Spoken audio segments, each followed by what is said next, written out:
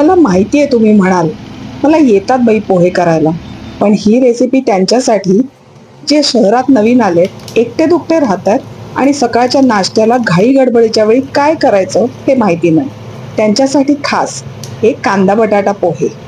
पोहे भिजवताना कधीच पाणी ठेवायचं नाही, तर चाळणीमध्ये भिजवायचे आणि ते निथळून टाकायचं.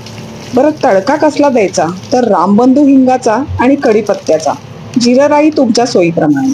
मग शेंगदाणे मिरच्या तळून घ्यायच्या आणि त्याच्यावर घालायचं कांदा बटाटा आणि मग हळद घालून हे मिश्रण चांगलं वाफेवरती परतून घ्यायचं. यानंतर कसली वेळ येते, यानंतर वेळ येते ते मगाशी भिजवलेले पोहे होते ना, ते घालून पुन्हा एकदा हे सगळं नीट परतून घ्यायचे. आम्हाला रोज जेवण करणाऱ्यांना वाटतं त्यात काय एवढं कठीण आहे, पोहेच तर करायचं. अरे पण ज्यांनी कधी गॅस पेटवलाच नाही, त्याला अचानक एकटारायची वेळ आली तर त्याची काय अवस्था होत असेल यार. बरं बरं, फार गप्पा मारू नका. सगळं परतून झालंय, वाफा काढून झाल्यात. आता त्यामध्ये साखर मीठ घाला आणि नीट एकसारखं ढवळून घ्या. आणि आता पुन्हा एकदा वाफा काढा. जितक्या वाफा काढाल ना तितके पोहे मऊ राहतात.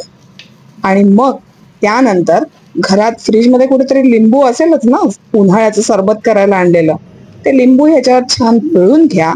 मस्तपैकी पोहे गरमागरम तुमच्या वाटीमध्ये काढून घ्या. खिडकीपाशी जा, थोडासा सूर्य उगवताना बघा. आजच्या दिवसाचं प्लॅनिंग करा आणि गरमागरम पोहे काढून आजच्या दिवसाची सुरुवात करा.